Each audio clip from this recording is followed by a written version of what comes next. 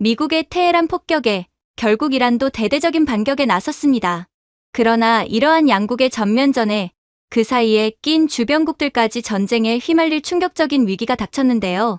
하지만 이러한 세계대전으로 번질 치명적인 상황에 오직 한국의 기술력만이 빛을 발했고 이 사실에 전 세계가 충격의 도가니에 빠졌다고 합니다. 그렇다면 전 세계 수많은 목숨을 구한 한국의 충격적인 기술의 정체는 대체 무엇일까요? 불과 몇 주 전이었습니다. 2026년 3월 미국과 이란의 피 말리는 보복 공습이 중동의 밤하늘을 벌겋게 불태웠던 그 숨막히던 날 말입니다.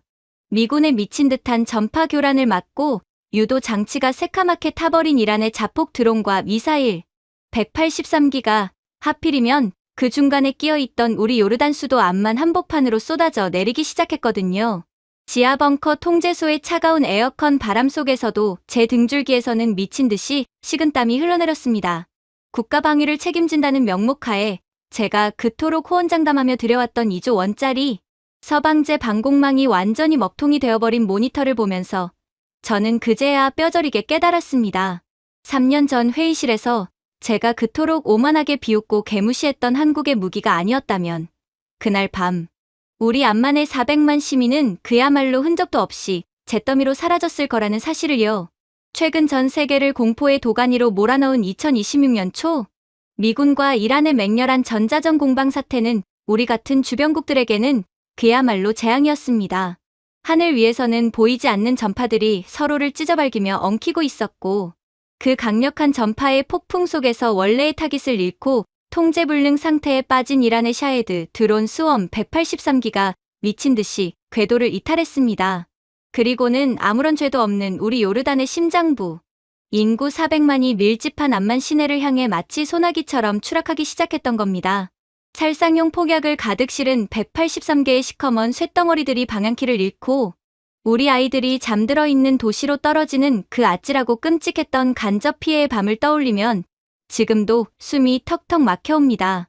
내 나라를 향해 쏘아진 것도 아닌데 그저 강대국들 사이에 끼어 있다는 이유 하나만으로 도시 전체가 지도에서 지워질 위기에 처했던 겁니다.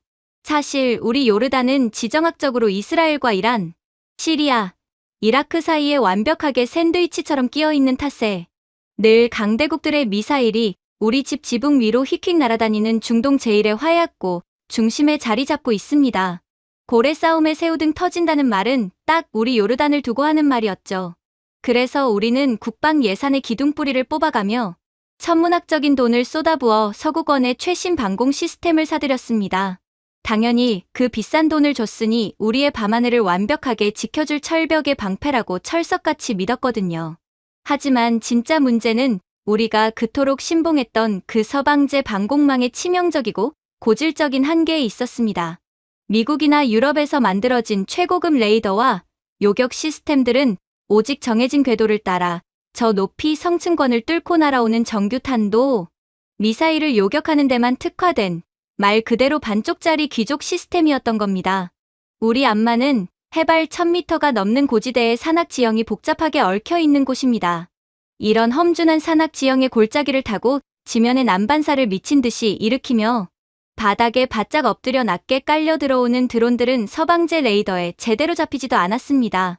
게다가 강대국들이 뿜어내는 어마어마한 전파, 교란전 속에서 목표를 잃고 이리저리 비틀거리며 우리 영토로 떨어지는 눈먼 오발탄이나 변칙, 궤도 드론을 막아낼 적어도 복합방어 능력은 사실상 제로에 가깝다는 끔찍한 구조적 취약성을 가지고 있었죠. 그들은 깨끗한 하늘에서 벌어지는 정정당당한 체스 게임만을 상정하고 무기를 만들었지.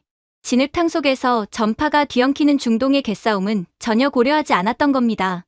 시간을 그 충격적인 사건이 터지기 3년 전 요르단의 차세대 다층 방어망 구축 사업 입찰이 한창이던 그 뜨거웠던 여름날의 국방부 대회의실로 되돌려보겠습니다. 당시 입찰 심사위원회의 수석 데이터 분석관이었던 저는 뼛속 깊은 곳까지 서방제 무기 맹신주의자였습니다. 제 책상 위에는 항상 미국 레이시온사나 이스라엘 라파엘사에서 보내온 최고급 양장본 브로셔들이 수북하게 쌓여 있었고 저는 그 카탈로그의 스펙들을 성경 구절처럼 달달 외우고 다녔습니다. 저는 입버릇처럼 방공 시스템은 무조건 30년 이상 중동의 뜨거운 모래밭에서 피를 묻혀가며 굴러본 놈들 것만 써야 한다고 굳게 믿고 있었거든요. 그때 입찰에 다크호스로 아시아의 작은 반도 국가, 한국의 방산 기업들이 참여했습니다. 그들이 들고 온 것은 고고도를 방어하는 LSAM 시스템과 저고도의 드론, 때를 찢어버리는 비오복합이라는 무기 체계였습니다. 하지만 저는 한국 대표단이 브리핑을 시작하기도 전에 이미 팔짱을 꼬고 빗딱하게 앉아 그들을 벌레 보듯이 무시하고 있었습니다. 브리핑이 끝나자마자 저는 마이크를 켜고 대회의실이 떠나가라 코웃음을 쳤습니다. 한국이라고요? 당신들 나라가 스마트폰 얇게 잘 만들고 텔레비전 화면 선명하게 잘 뽑아내고 K-팝으로 전 세계 춤추게 만드는 건 아주 잘 알고 있습니다. 그런데 사막에 이 끔찍한 모래바람 한번 제대로 맞아본 적 없는 나라가 도대체 무슨 수로 중동에 미사일을 맞겠다는 겁니까? 화면 속에서 핑핑 돌아가는 저 시뮬레이션 그래픽은 아주 훌륭하네요. 하지만 저건 그냥 에어컨 빵빵한 사무실에서 파워포인트로 만든 예쁜 장난감에 불과합니다. 미국과 유럽이 걸프전에서 피 터지게 싸우며 실전 데이터를 쌓을 때 당신네 아시아 변방 국가의 무기들은 도대체 어디서 뭘 하고 있었습니까? 실전 경험이라고는 단 한 줄도 없는 그 종이 호랑이를 우리 요르단의 하늘에 배치하라고요. 지나가던 개가 웃을 일입니다. 저는 외교적 결례라는 주변의 만류에도 아랑곳하지 않고 그 자리에서 한국 무기를 노골적으로 조롱하고 개무시했습니다. 저에게 한국 무기란 그저 입찰의 단가를 낮추기 위해 들러리로 세워둔 싸구려 구색 맞추기용, 그 이상도 이하도 아니었으니까요. 하지만 그 오만했던 회의실에서 유일하게 한국 무기의 진짜 숨겨진 가치와 압도적인 스펙을 꿰뚫어 본 사람이 딱 한 명 있었습니다. 바로 우리 통제소 소속의 젊고 천재적인 레이더 기술 장교 타리크였습니다. 그는 회의가 끝난 직후 두꺼운 기술 분석 리포트를 품에 안고 헐레벌떡 제 개인 사무실로 찾아왔습니다. 타리크의 이마에는 땀이 맺혀 있었고 그의 눈빛은 그 어느 때보다 절박하게 빛나고 있었습니다.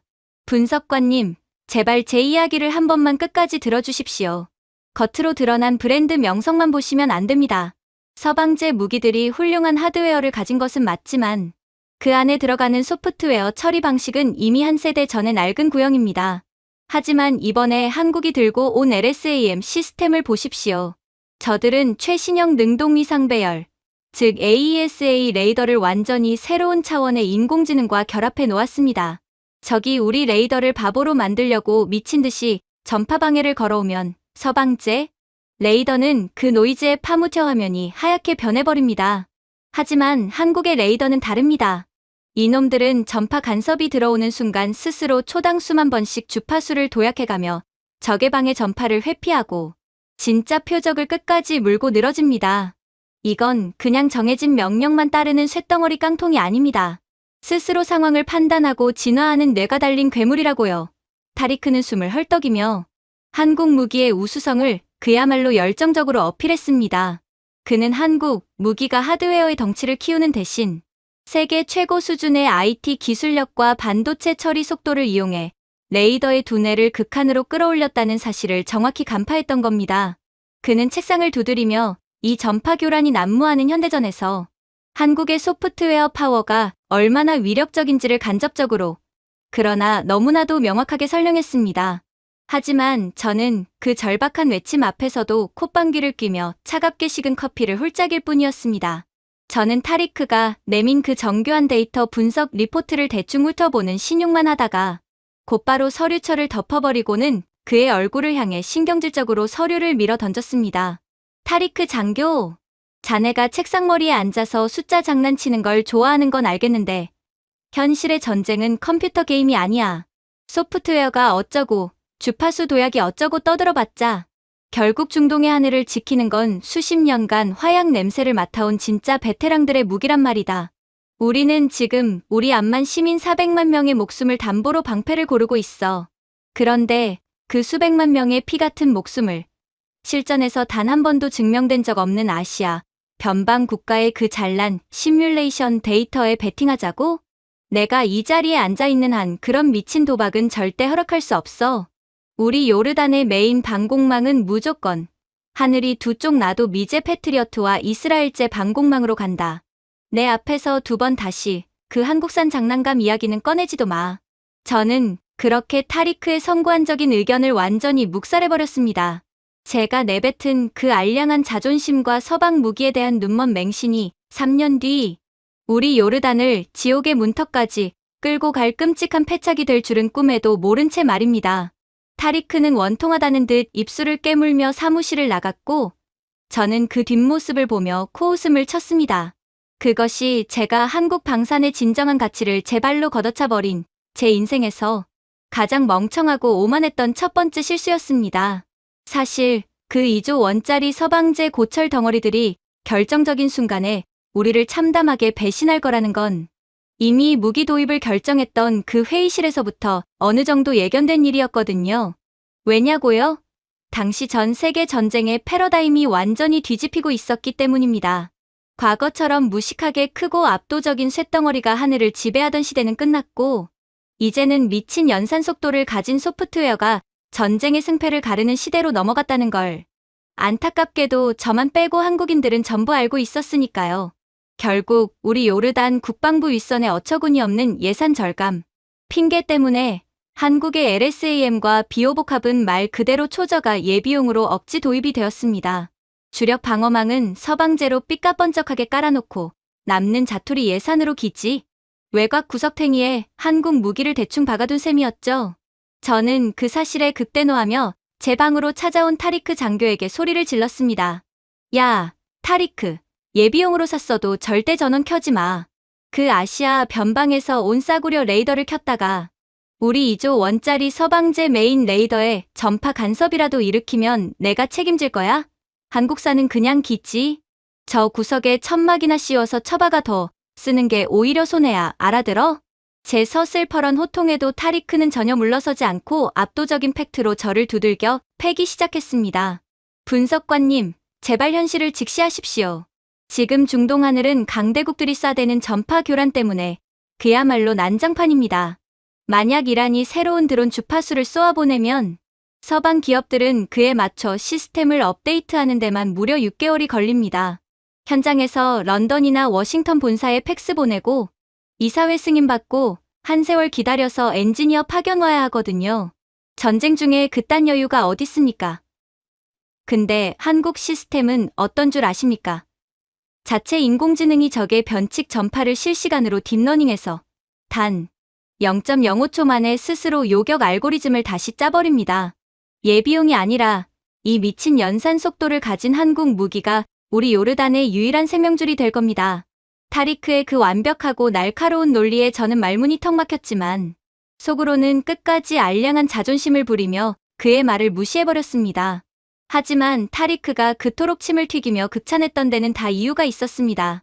그가 설명해준 한국 방산 기술력의 실체는 정말이지? 다른 나라들은 감히 흉내조차 낼 수 없는 기괴할 정도의 천재성을 띠고 있었거든요. 첫 번째 차별점은 바로 인공지능, 즉 AI와 결합된 미친 레이더 기술이었습니다. 비유하자면 다른 나라의 방공망 레이더는 눈이 딱 하나 달린 고정된 망원경으로 하늘을 훑은 수준입니다. 시야가 좁고 한 번에 하나밖에 못 보죠.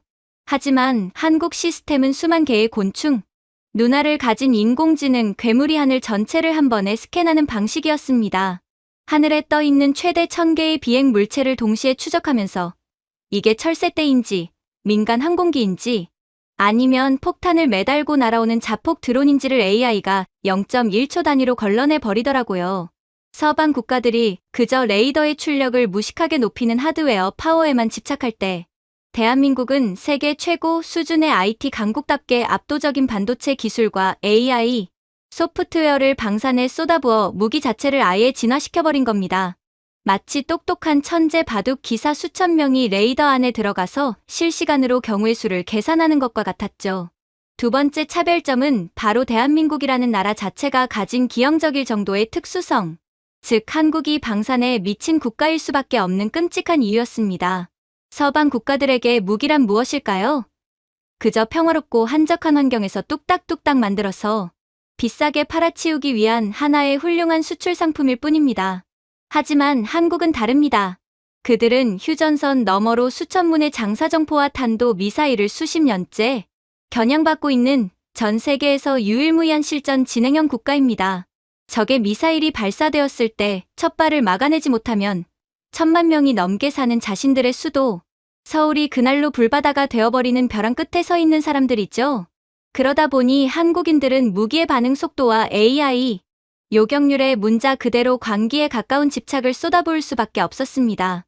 남의 나라의 상품을 내다 파는 사람과 오늘 밤 내 가족이 다 죽을지도 모른다는 공포 속에서 생존형 무기를 깎아내는 사람의 결과물이 어떻게 같을 수 있겠습니까? 서방의 엔지니어들이 퇴근 시간 맞춰서 적당히 타협하고 넘어갈 때 한국의 엔지니어들은 소수점 3자리 아래의 오차율을 줄이기 위해 밤을 새우고 또 새우며 시스템을 갈고 닦았던 겁니다. 다른 나라가 아무리 돈을 쏟아부어도 이 지독한 생존 본능에서 우러나온 한국 방산의 디테일은 절대 모방할 수가 없는 것이었죠. 이러한 뼈저린 차이는 무기 설치 및 영점 조율을 위해 요르단 사막 현장에 기술진들이 파견되었을 때 아주 충격적인 대비로 나타났습니다. 2조 원이라는 천문학적인 돈을 챙겨간 미국과 유럽의 서방 기술진들은 그야말로 무책임의 극치를 보여주었거든요. 그들은 에어컨이 빵빵하게 나오는 통제실에 앉아 매뉴얼대로 대충 1차 세팅만 끝내고는 오후 5시만 되면 짐을 싸서 칼퇴근을 해버렸습니다. 중동 특유의 끔찍한 미세 모래 폭풍, 이른바 감신이 몰아치는 날에는 아예 출근조차 하지 않았습니다. 이런 악천 후에는 레이더 정밀 테스트를 할 수 없다. 매뉴얼에 위배된다는 핑계를 대면서 시원한 5성급 호텔방에 처박혀 룸서비스나 시켜 먹는 게 고작이었죠. 그런데 기지외곽, 그 뜨겁고 척박한 모래밭, 구석탱이에 텐트를 치고 있던 한국 기술진들의 모습은 저를 경악하게 만들었습니다. 한국의 파견 업체에서 온 40대에서 60대의 머리, 희끗희끗한 한국 엔지니어들은 기온이 45도까지 치솟는 사막 한가운데서 땀범벅이 된 채 미친 듯이 일하고 있었습니다. 심지어 서방 기술진들이 도망가버린 그 끔찍한 모래 폭풍이 몰아치던 날, 앞이 보이지 않을 정도로 모래가 날리는데도 한국인들은 오히려 이때다 싶어 레이더를 최고 출력으로 돌리며 밤을 새우고 있더라고요. 도저히 이해할 수가 없었던 저는 방진 마스크를 쓰고 그들에게 다가가 기가 차다는 듯이 따져 물었습니다. 아니, 당신들 무기는 어차피 켜지지도 않을 초저가 예비용인데 남의 나라 척박한 땅구석에서 대체 왜 그렇게 사서 고생을 하는 겁니까? 흙먼지 마시지 말고 그냥 호텔로 가서 쉬지 않고요. 그때 땀과 모래먼지로 엉망이 된 한국 기술팀장, 백발이 성성한 중년의 엔지니어 한 분이 무거운 장비를 내려놓으며 저를 가만히 쳐다보았습니다. 그리고는 제 가슴을 철렁 내려앉게 만드는 묵직한 한마디를 던지셨죠. 분석관님, 폭풍이 불고 대기가 불안정할 때 레이더에 온갖 쓰레기 노이즈가 잡힙니다. 이 난반사 노이즈 데이터를 바로 지금 이 악천후 속에서 악착같이 수집해놔야 우리 AI가 실전에서 헷갈리지 않고 진짜 적의 미사일을 찾아낼 수 있습니다. 우리 무기가 구석에 처박힌 예비용이든 뭐든 그건 중요하지 않습니다. 만약 단 한 번이라도 우리 한국 무기가 가동되어야만 하는 순간이 온다면 그건 당신들 요르단의 400만 국민들의 생명이 벼랑 끝에 매달린 마지막 순간일 테니까요. 저희가 만든 한국 무기는 그 절체절명의 마지막 순간에 절대 결단코 고장나면 안 됩니다. 무기가 멈추면 사람이 죽습니다. 그것이 무기를 대하는 저희 한국인들의 원칙입니다. 그 말을 남기고 기술팀장님은 흙먼지가 풀풀 날리는 텐트 바닥에 털썩 주저앉아 한국에서 챙겨온 차가운 플라스틱 도시락으로 대충 끼니를 때우셨습니다. 입안에서 모래가 버석거릴 텐데도 불평 한마디 없이 그저 레이더 모니터에서 눈을 떼지 못한 채 밤을 꼬박 새우며 데이터를 분석하고 또 분석했습니다. 남의 나라, 그것도 자신들을 무시하고 괄시했던 나라의 국민들을 지키기 위해 저토록 묵묵히 헌신하는 한국인들의 그 미련할 정도의 책임감. 저는 텐트 밖으로 걸어 나오며 알 수 없는 뭉클함과 동시에 그들을 함부로 대했던 제 자신이 견딜 수 없이 부끄러워지는 것을 느꼈습니다. 하지만 그때까지만 해도 저는 몰랐습니다. 사막의 모래바람 속에서 한국 엔지니어들이 묵묵히 깎아낸 그 땀방울 섞인 데이터가 훗날 400만 명의 목숨을 기적처럼 살려내는 위대한 마법의 열쇠가 될 줄은 말입니다. 시간이 지나 바로 며칠 전인 2026년 3월, 우리 요르단의 머리 위, 중동의 하늘은 그야말로 지옥의 뚜껑이 열린 것처럼 완전히 뒤집혀버렸습니다. 미국과 이란 사이에 피말리는 군사적 긴장감이 마침내 임계점을 돌파했고, 미군은 이란 영토 내부에 위치한 드론 기지와 미사일 사일로를 향해 대대적인 전자전과 폭격을 가하기 시작했습니다. 미 해군의 최신형 전자전기들이 하늘로 날아올라 이란의 통신망과 유도 시스템을 마비시키기 위해 상상조차 할 수 없을 만큼 강력한 전파 교란, 즉 재민 공격을 미친 듯이 뿜어내고 있었죠. 그 압도적인 전파의 폭풍 속에서 이란이 미군 기지를 향해 발사했던 샤헤드 자폭 드론과 탄도 미사일 183기는 자신들의 눈과 귀 역할을 하던 GPS 유도 장치가 싹 다 타버리고 말았습니다. 여기서 도대체 왜 우리 요르단이 남의 나라? 싸움에 끼어 이런 엄청난 피해를 보게 되었는지 의아하실 수도 있을 겁니다. 이유는 너무나도 단순하고 비극적인 지정학적 위치 때문이었죠. 이란에서 출발한 미사일이나 드론이 중동 지역에 흩어져 있는 미군 주둔기지를 타격하려면 그 비행 궤적의 한가운데에 정확히 샌드위치처럼 끼어 있는 우리 요르단의 영공을 무조건 통과해야만 합니다. 마치 고속도로 한복판에 덩그러니 서 있는데 양쪽에서 거대한 덤프트럭 2대가 미친 듯이 마주보고 돌진해 오는 상황과 똑같았거든요. 미군의 맹렬한 전파 방해를 막고 방향키를 완전히 잃어버린 183개의 시커먼 쇳덩어리들은 원래 목적지를 까맣게 잊은 채 궤도를 이탈해버렸습니다. 그리고 하필이면 통제불능 상태가 된 그 지점 바로 아래에 위치한 우리 요르단의 심장, 해발 1000m, 고지대에 세워진 수도 암만을 향해 고도를 낮추며 비처럼 쏟아져 내리기 시작했던 겁니다. 내 나라를 향한 전쟁이 아닌데도 강대국들의 전파 싸움 한가운데 끼어버렸다는 이유 하나만으로 400만 시민의 머리 위로 183개의 폭탄이 추락하는 초유의 국가적 재난 상황이 닥친 것이죠. 레이더 화면에 뜬 궤적을 계산해보니 암만 시내 한복판에 드론대가 도달하기까지 남은 시간은 단 5분에 불과했습니다. 지하 통제소는 그야말로 비명이 난무하는 패닉 상태에 빠졌고 방공사령관 카림 장군은 핏대를 잔뜩 세우며 자신이 그토록 자랑에 맞지 않던 2조 원짜리 서방제 메인 방어망의 가동 버튼을 주먹으로 내리치듯 눌렀습니다. 미국산 패트리어트와 이스라엘제 아이언돔이 혼합된 세계 최고라 불리던 방패가 마침내 불을 뿜을 차례였죠. 그런데 그 직후 메인 스크린에 펼쳐진 장면은 참담함을 넘어 실소가 터져나올 정도로 어처구니 없는 코미디 그 자체였습니다. 하늘을 꽉 채운 미군의 전파 교란 파장이 너무나도 강력했던 나머지 유도 장치가 타버린 이란의 드론들뿐만 아니라 우리가 천문학적인 돈을 주고 산 그 잘난 서방제 레이더들까지 단체로 미쳐버린 겁니다. 방어막 레이더 화면에는 진짜로 하늘에서 떨어지고 있는 183기의 실제 표적이 뜨는 대신 엉뚱한 전파 간섭이 뭉쳐서 만들어낸 가짜 표적, 즉 고스트 타깃이 무려 3000개나 우수수 쏟아져 나왔습니다.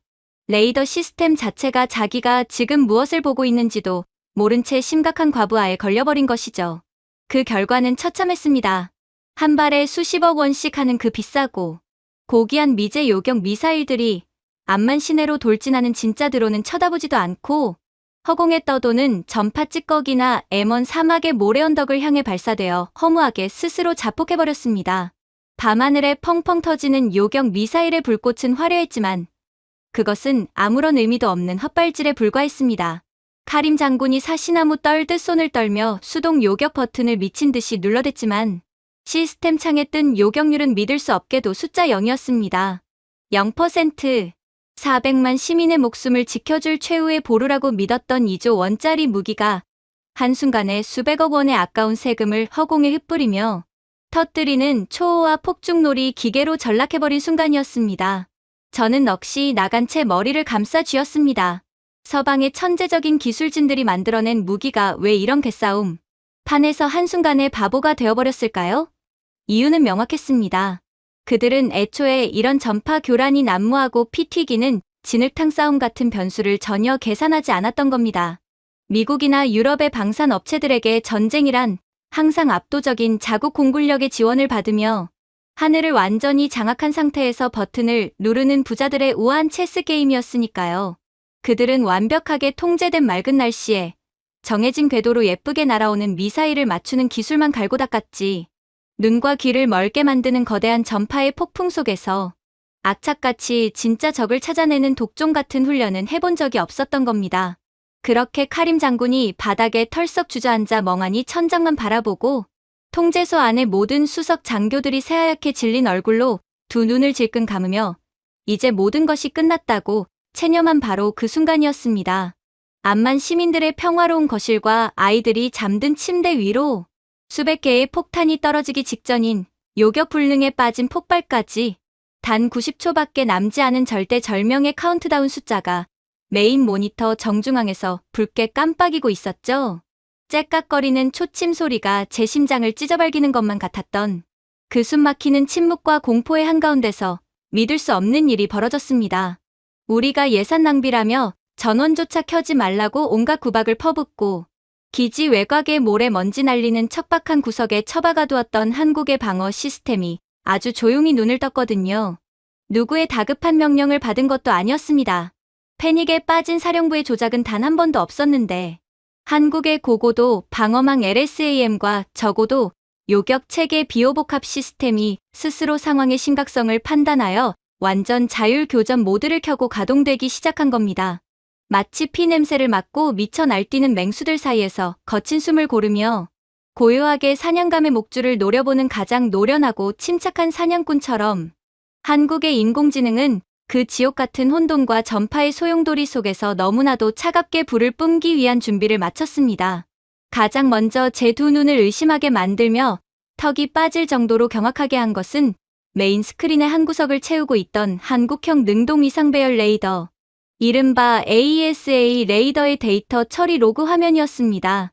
불과 몇 분 전 천문학적인 몸값을 자랑하는 서방제 최고급 레이더를 완전히 바보로 만들며 통제소를 패닉으로 몰아넣었던 그 극심한 전파 방해와 교란의 폭풍 속에서도 한국의 레이더는 털끝만큼도 당황하지 않았습니다. 적이 우리의 눈을 멀게 하려고 미친 듯이 전파 노이즈를 쏟아내자 한국의 인공지능 레이더는 마치 그것을 가소롭다는 듯 비웃기라도 하듯 초당 수만 번씩 스스로 주파수를 이리저리 도약하며 이동하기 시작하더라고요. 날아오는 온갖 쓰레기 방해 전파들을 마치 투명한 방탄유리로 튕겨내듯이 전부 부드럽게 흘려버리고 있었던 겁니다. 서방제 시스템이 만들어냈던 3,000개의 가짜 표적, 우리를 절망에 빠뜨렸던 그 수많은 고스트 타깃들을 한국의 인공지능이 싹 다 지워버리고 진짜 표적만을 솎아내는데 걸린 시간은 놀랍게도 단 0.05초였습니다. 인간이 눈을 한번 깜빡일 틈조차 허락하지 않는 그 찰나의 순간에 하늘에 둥둥 떠있는 수천 개의 허상 속에서 진짜 살상 무기인 탄도 미사일 41기를 정확히 찾아내어 라곤을 걸어버리는 그 압도적이고 폭력적일 만큼 빠른 연산 속도를 보며 저는 온몸에 소름이 쫙 돋아버렸습니다.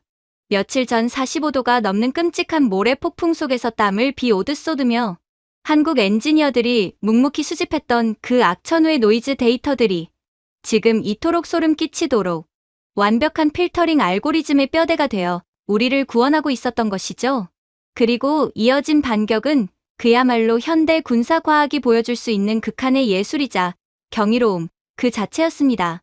암만의 어두운 밤하늘을 찢어버리며 지대공 요격체 LSAM이 거대한 화염을 뿜어내고 성층권으로 솟구쳐 올랐습니다. 서방의 구형 요격 미사일들은 적 미사일 근처로 날아가서 파편을 터뜨려 피해를 주는 확률에 의존하는 낡은 방식을 씁니다.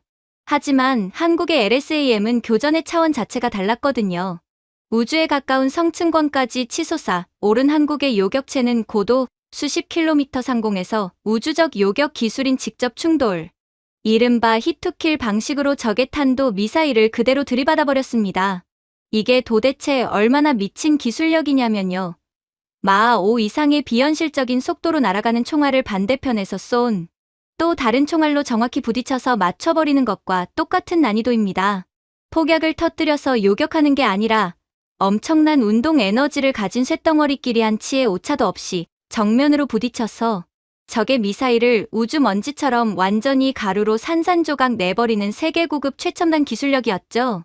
통제소 스크린을 통해 41기의 거대한 탄도 미사일들이 한국의 LSAM 요격체와 부딪히며 성층권에서 그야말로 분자 단위로 갈려나가는 궤적 로그를 지켜보면서 저는 숨을 쉬는 것조차 잊어버린 채 모니터에 얼굴을 받고 얼어붙고 말았습니다. 하지만 진짜 공포이자 한국 기술에 대한 경이로움은 이제부터가 시작이었습니다. 고고도 방어망인 LSAM의 타격을 요행히 피하거나 애초에 산악 지형을 타고 바닥에 바짝 엎드려 날아오던 142기의 이란 자폭 드론 떼가 마침내 빌딩 숲을 향해 파편처럼 쏟아져 내리기 시작했거든요. 이 절체절명의 하층부 요격 단계에서 나선 것이 바로 날아다니는 호랑이라는 맹수의 별명을 가진 한국의 적어도 복합대공화기 비호복합이었습니다. 이 교전 과정에서 대한민국 방산 기술력이 뽐내는 압도적이고 소름 돋는 과학적 효율성의 증가가 아주 완벽하게 드러납니다. 일반적인 서방의 방공 무기는 인간 조작수가 일일이 화면을 쳐다보며 표적을 확인하고 요격 버튼을 누르느라 최소 5초에서 10초라는 금쪽 같은 골든타임을 허무하게 낭비합니다. 그러나 비호복합에 탑재된 한국의 딥러닝 인공지능은 태생부터가 달랐습니다. 단 0.1초 만에 142기나 되는 드론들의 미친 비행 궤적, 현재 암만 상공의 풍속과 습도, 산악 지형의 기류 변화, 그리고 최종 낙하 예상 지점까지 인간의 뇌로는 상상할 수 없는 속도로 모조리 계산을 끝마쳤습니다. 그리고는 그 짧은 찰나에 가장 위협적인 놈부터 차례대로 요격 우선순위를 완벽하게 매겨버리더라고요. 인공지능의 차가운 계산이 끝나기가 무섭게 비호복합의 쌍열, 30mm 대공포가 분당 1200발이라는 경이로운 속도로 붉은 불을 뿜기 시작했습니다. 하늘 전체가 찢어지는 듯한 굉음과 함께 인공지능이 계산해 낸 한치의 오차도 없는 정확한 탄착군이 허공의 거대한 철의 그물처럼 형성되었습니다.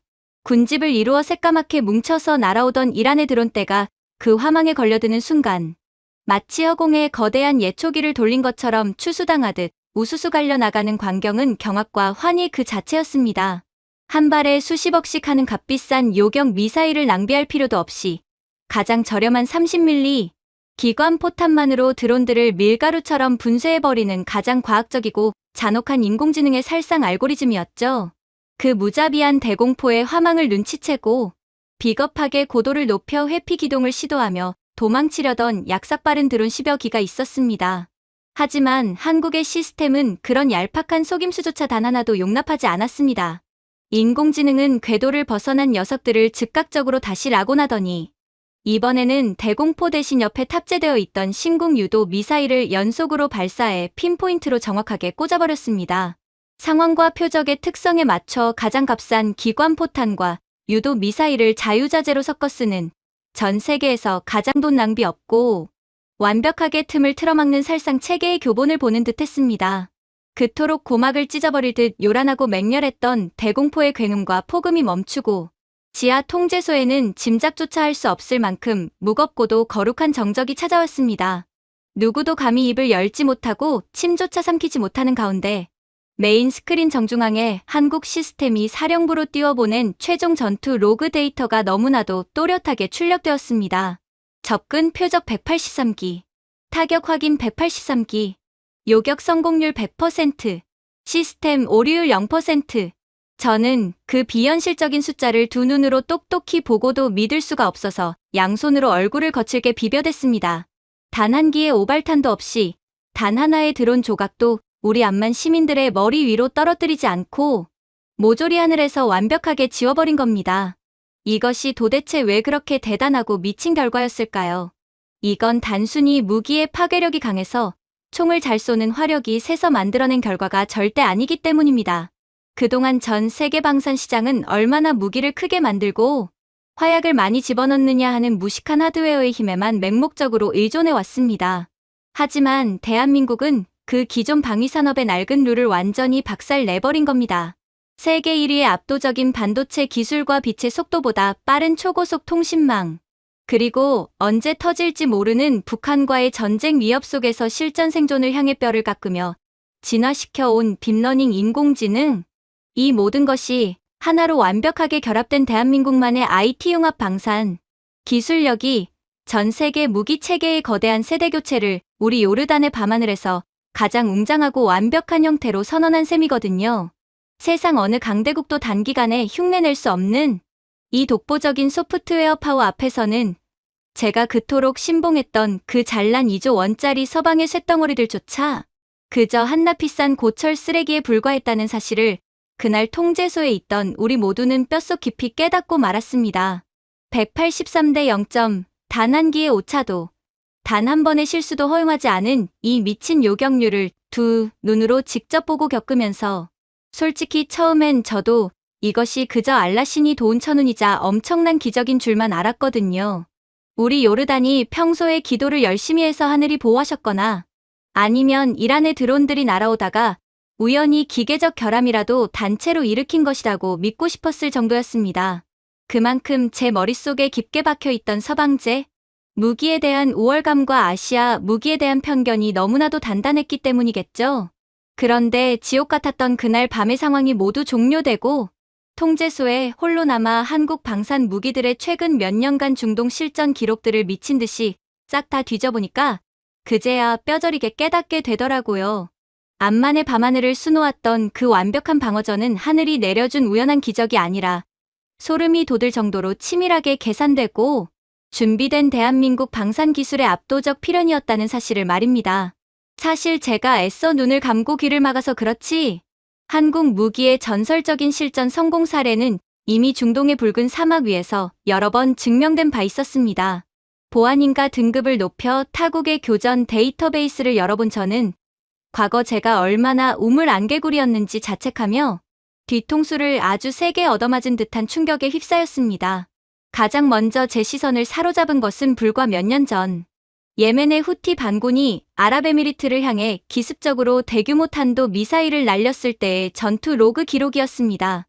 당시 아랍에미리트 역시 우리 요르단처럼 천문학적인 돈을 들여 미국의 최고급 방공망을 겹겹이 두르고 있던 상태였죠. 그런데 후티 반군이 교묘하게 고도와 궤적을 비틀어 쏘아 올린 변칙, 미사일 몇 기가 그 잘난 서방제 레이더의 사각지대를 파고들며 맹렬하게 추락하고 있었습니다. 아부다비의 도심 한복판의 불기둥이 치솟기 직전의 그 끔찍한 찰나의 순간, 서방의 시스템이 놓쳐버린 그 치명적인 표적을 낚아챈 것은 다름 아닌 한국의 천궁두 시스템이었습니다. 당시 아랍에미리트는 주력 방어망의 보조 역할을 할 예비용으로 한국의 천궁이를 도입해 깔아둔 상태였거든요. 서방제 레이더가 헛바퀴를 돌며 표적을 상실하고 에러 코드를 뿜어내던 바로 그 순간, 한국의 천궁이 레이더는 단 1초의 망설임도 없이 진짜 표적을 낙오내버렸습니다. 그리고 곧바로 발사된 요격 미사일이 지상에서 15km 떨어진 아득한 상공에서 음속의 몇 배로 떨어져 내리던 적의 탄도, 미사일을 단 한 발의 오발도 없이 100% 확률로 직격해 산산조각 내버렸더라고요. 그 기록을 읽어 내려가며 저는 얼굴이 화끈거려 쥐구멍에라도 숨고 싶었습니다. 왜냐하면 몇 년 전 아랍에미리트가 천궁두 시스템 도입에 무려 4조 원이라는 거액을 썼다는 뉴스를 들었을 때 저는 동료 장교들에게 콧방귀를 뀌며 아랍에미리트 녀석들이 호구 잡혀서 돈을 시궁창에 버렸다고 아주 신나게 비웃었거든요. 하지만 결국 제가 비웃었던 그 4조 원짜리 한국의 기술력이 수만 명의 아부다비 시민들을 잿더미 속에서 건져낸 구세주였던 겁니다. 이뿐만이 아니었습니다. 크로를 조금 더 내려 사우디아라비아의 실전 방어 데이터를 확인한 저는 다시 한번 경악을 금치 못했습니다. 사우디의 심장이라고 할 수 있는 핵심 원유 처리 시설에 정체불명의 드론대가 레이더망을 피하기 위해 거의 모래바닥에 닿을 듯한 초저공 비행으로 은밀하게 침투하던 사건이 있었거든요. 서방의 값비싼 대공 레이더들은 지면에서 올라오는 열기와 모래의 난반사 때문에 이 작은 드론대를 그저 날아가는 철새 무리 정도로 인식하고 방치해버렸습니다. 시설이 통째로 날아가기 직전 이 은밀한 암살자들의 숨통을 끊어놓은 것은 사우디가 도입했던 한국의 비오복합 계열 적어도 방어 체계였습니다.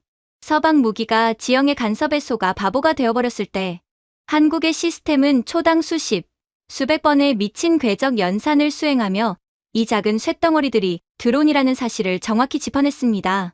그리고는 쉴 새 없이 불을 뿜어대며 침투하던 드론대를 허공에서 말 그대로 갈기갈기 찢어발겨버렸죠. 이처럼 한국 무기의 실전 교전 능력은 우연히 한번 터진 잭팟이 아니라 이미 수년 전부터 세계 최고 수준의 정점에 도달해 완벽하게 작동하고 있었음을 차가운 데이터와 팩트가 증명하고 있었던 겁니다. 도대체 대한민국이라는 나라는 어떻게 이런 미친 무기를 만들어낼 수 있었을까요? 데이터를 깊이 파고들면 파고들수록 저는 서구권을 완전히 압살해버리는 한국, 최첨단 방산기술의 경이로운 비밀들을 마주하게 되었습니다. 이해하기 쉽게 비유하자면 그동안 우리가 맹신했던 서방의 무기들이 스위스 장인이 한 땀 한 땀 정성 들여 깎아 만든 수동 명품 시계라면 한국의 무기는 스스로 생각하고 진화하는 알파 고급의 뇌를 장착한 터미네이터라고 할 수 있습니다. 명품 시계가 아무리 비싸고 정교해봤자 정해진 톱니바퀴의 움직임만 반복할 뿐이지만 터미네이터는 전장의 모든 변수를 실시간으로 계산하고 학습하여 가장 잔혹하고 효율적인 정답을 스스로 도출해내니까요. 그 터미네이터의 뇌가 보여주는 가장 끔찍하게 경이로운 능력이 바로 세계 최고 수준의 다중표적 동시 처리 능력입니다. 보통 서구권의 훌륭하다는 방공 레이더들도 전파가 엉키는 실전 상황에서는 한 번에 100개, 많아야 수백 개의 비행 표적을 쫓아가며 시스템 과부하로 헉헉댑니다. 그런데 한국이 자랑하는 최첨단 다기능 레이더 MFR의 스펙을 보면 입이 떡 벌어집니다. 이 악마 같은 시스템은 한 번에 무려 4,000개의 비행 표적을 동시에 추적해냅니다. 하늘에 둥둥 떠있는 4,000개의 점들을 한치의 놓침도 없이 노려보면서 인공지능이 0.01초 단위로 분석을 끝마쳐 버리더라고요. 이 녀석은 고도를 보아하니 철새떼고 저 녀석은 피하 식별 장치가 켜진 아군 전투기고 그리고 이쪽으로 날아오는 저 미친 궤적의 쇳덩어리가 바로 우리를 죽이러 오는 적의 탄도 미사일이다. 인간의 뇌로는 수백 년이 걸려도 다 못할 계산을 한국의 인공지능 레이더는 단숨에 해치우며 타격 우선순위를 매겨버립니다. 이게 어떻게 가능한 일이냐고요? 서방의 군수 기업들이 기계공학과 항공역학이라는 전통적인 하드웨어, 밥그릇 싸움에만 매몰되어 있을 때 한국은 자신들이 전 세계를 제패하고 있는 압도적인 무기 하나를 방위 산업에 그대로 이식해버렸거든요.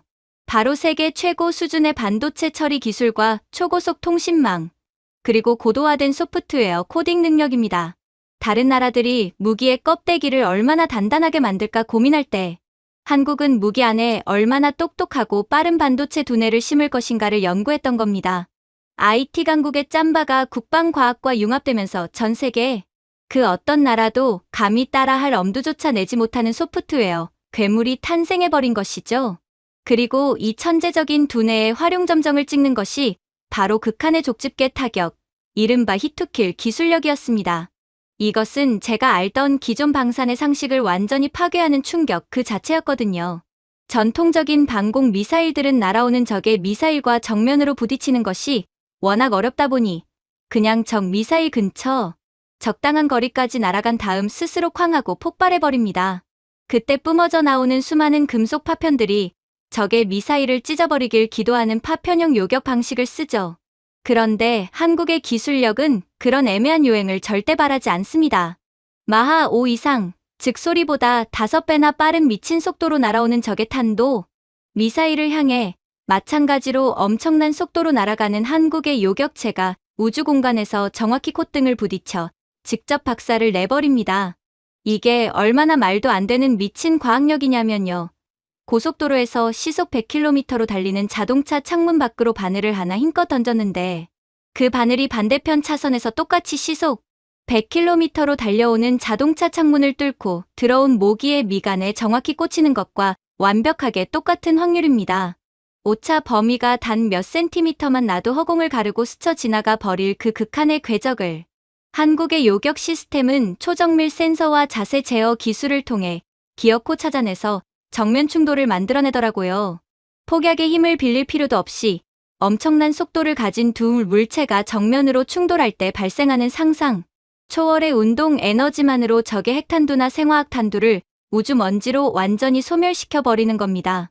이 모든 데이터와 기술적 원리를 밤을 새워가며 하나하나 뜯어본 저는 이제 과거 맹목적으로 서방 무기만을 신봉하며 한국을 조롱했던 제 자신이 너무나도 역겹고 혐오스러워 견딜 수가 없게 되었습니다.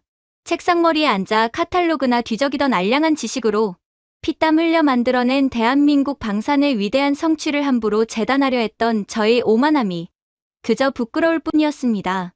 한국인들은 평화로운 시대에 돈을 벌기 위해 무기를 만든 것이 아니었습니다. 북한이라는 거대한 위협을 머리에 이고 살아가는 그 숨막히는 현실 속에서 당장 내일 전쟁이 터져도 내 부모와 내 아이를 살려내야 한다는 생존이라는 벼랑 끝의 절박함이 이런 기적을 만들어낸 겁니다.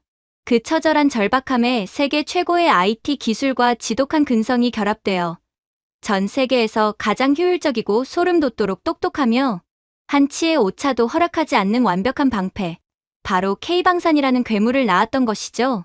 이제 저는 감히 단언할 수 있습니다. 183대 0이라는 숫자는 절대 기적이 아니었습니다. 그것은 생존을 위해 모든 것을 내던진 대한민국 방산기술이 만들어낸 너무나도 당연하고 압도적인 팩트 그 자체였습니다. 그날 요르단의 암만 밤하늘이 오직 100% 순수한 메이드 인 코리아 시스템에 의해 완벽하게 지켜졌다는 그 충격적인 사실은 날이 밝기도 전에 미 국방부, 펜타곤과 전 세계의 촘촘한 군사 위성망을 타고 전 세계 수뇌부의 책상 위로 가장 시급한 1급 기밀 보고서가 되어 날아갔습니다. 그리고 그 결과는 모두의 예상을 훌쩍 뛰어넘는 것이었죠. 전 세계 방산 시장을 수십 년간 꽉 쥐고 흔들던 기존의 낡은 생태계가 그야말로 하루아침에 처참하게 붕괴하고 대한민국의 이름을 중심으로 완전히 새롭게 재편되어 버리는 믿을 수 없는 지각 변동이 시작된 것입니다. 가장 먼저 경악을 금치 못한 곳은 다름 아닌 천조국 미국의 심장, 펜타곤이었습니다. 콧대 높고 자존심 강하기로는 전 세계에서 둘째가라면 서러울 미 국방부 수뇌부들이 그날 새벽 긴급하게 소집된 비공개 브리핑룸에서 요르단 상공의 교전 데이터를 보고 그야말로 집단 패닉에 빠져버렸거든요. 당시 미국의 유명한 군사 전문지인 디펜스 뉴스가 특종으로 보도한 펜타곤 내부 정보원의 증언을 읽어보면 그들이 얼마나 큰 충격을 받았는지 생생하게 느낄 수 있습니다. 우리가 이란을 마비시키기 위해 하늘에 뿜어낸 전자전. 제밍 파장은 현존하는 최고 등급의 1등급 전파 방해였다. 우리 미군 스스로도 그 속에서는 레이더를 제대로 켤 수 없을 정도로 극심한 혼돈 그 자체였다. 그런데 한국이 만든 저 작고 낯선 방공 시스템은 그 지옥 같은 노이즈를 뚫고 183개의 표적을 단 1초의 딜레이도 없이 100% 완벽하게 요격해냈다. 이 압도적인 인공지능 필터링 기술은 솔직히 인정하건대 당장 우리 미군조차 고개를 숙이고 기꺼이 배워야 할 외계인을 고문해서 만든 수준에 미친 기술력이다. 미국의 사성 장군들이 혀를 내두르며 대한민국 방산의 기술력을 외계인 수준이라고 극찬했다는 이 보도는 전 세계 군사 전문가들의 뒤통수를 후려쳤습니다. 영원한 1등일 줄 알았던 미국조차 한국의 소프트웨어, 연산 능력 앞에서는 한 수 접고 들어가야 한다는 팩트가 만천하에 까발려진 셈이었으니까요.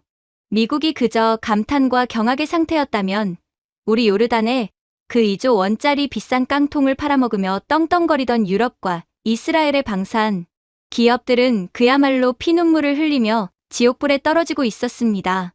요르단 방어망이 실전에서 전파교란의 속수무책으로 당하며 요격률 0%라는 끔찍한 성적표를 받아들었다는 사실, 그리고 그 빈자리를 한국의 무기가 완벽하게 틀어막았다는 소식이 월스트리트와 유럽 증시에 전해지자마자 그들 기업의 주가는 단 하루 만에 무려 30% 이상 곤두박질치며 폭락해버렸습니다.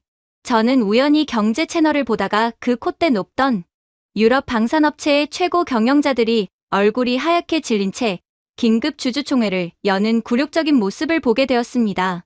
수십 년 동안 중동의 모래바람을 핑계대며 에어컨 나오는 통제실에서 와인이나 홀짝이던 그 오만한 자들이 마이크를 쥐고 덜덜 떨며 비명을 지르더라고요.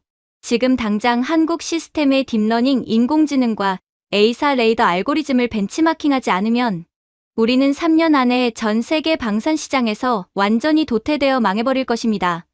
그토록 무시했던 아시아의 작은 나라 한국을 이제는 스승으로 모시고 베끼지 않으면 회사 문을 닫아야 할 처지로 전락해버린 그 꼴사납고 통쾌한 몰락을 보며 저는 마음속 깊은 곳에서 끓어오르는 기묘한 카타르시스를 느꼈습니다. 당연하게도 이 엄청난 사건 직후 우리 요르단 정부의 대처는 그야말로 전광석화처럼 이루어졌습니다. 국왕전하의 진노 아래 2조 원짜리 서방제 무기를 맹신하며 수도를 불바다로 만들 뻔했던 카림 장군은 사건 발생 단 하루 만에 모든 군사적 권한을 박탈당하고 불명예스럽게 해임되어 버렸습니다. 그리고 우리 국방부는 기존에 맺혀있던 서방제 무기 추가 도입 계약을 그 자리에서 갈기갈기 찢어 전면 백지화해버렸죠.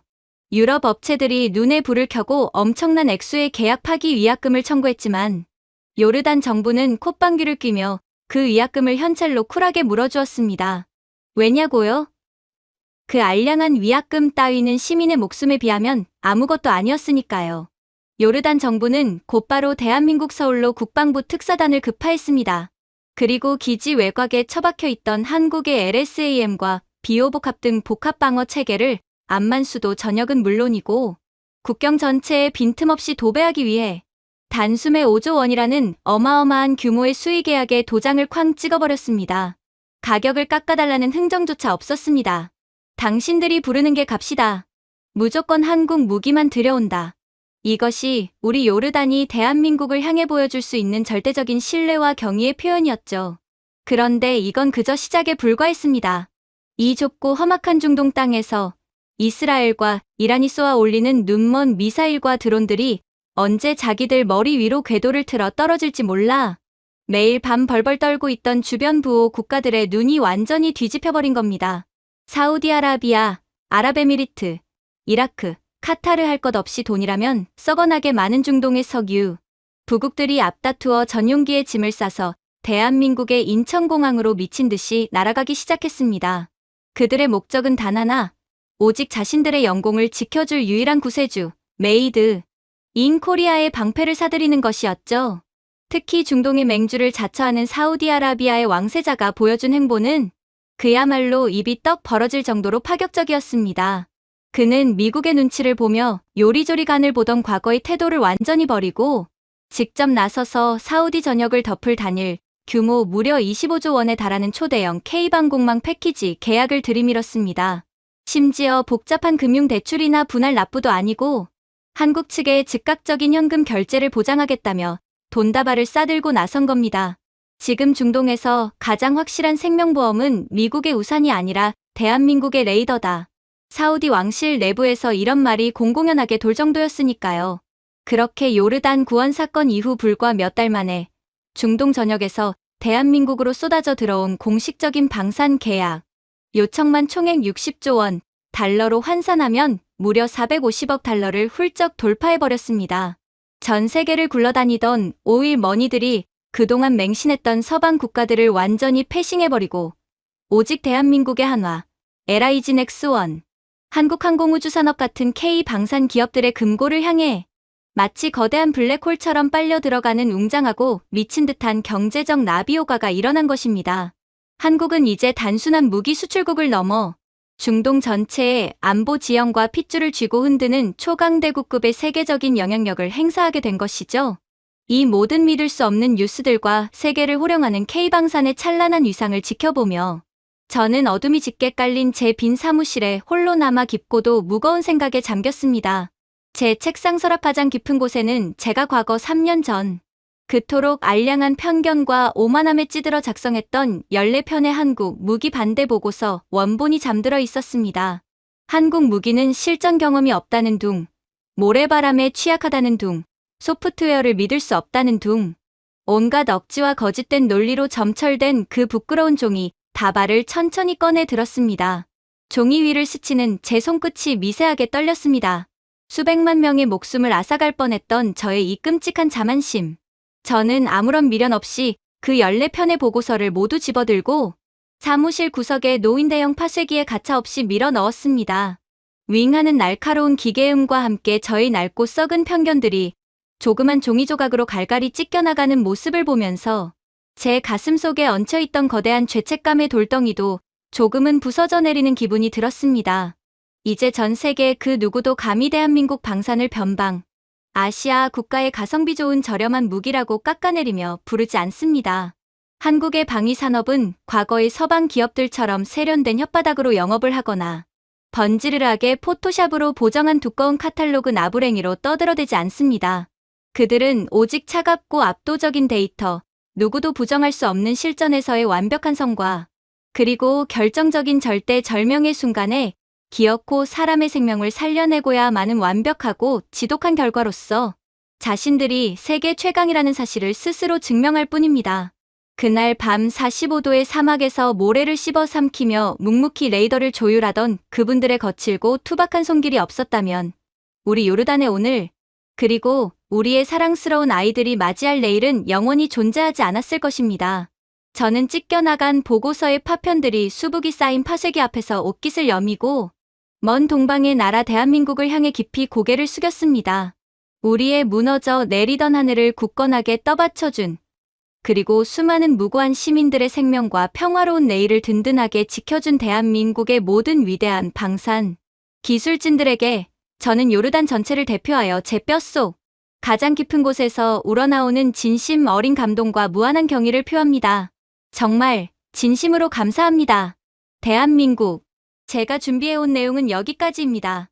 끝까지 시청해주셔서 진심으로 감사드리며 여러분들의 구독과 좋아요, 알림 설정은 영상 제작에 큰 힘이 됩니다. 이상 세모튜브였습니다.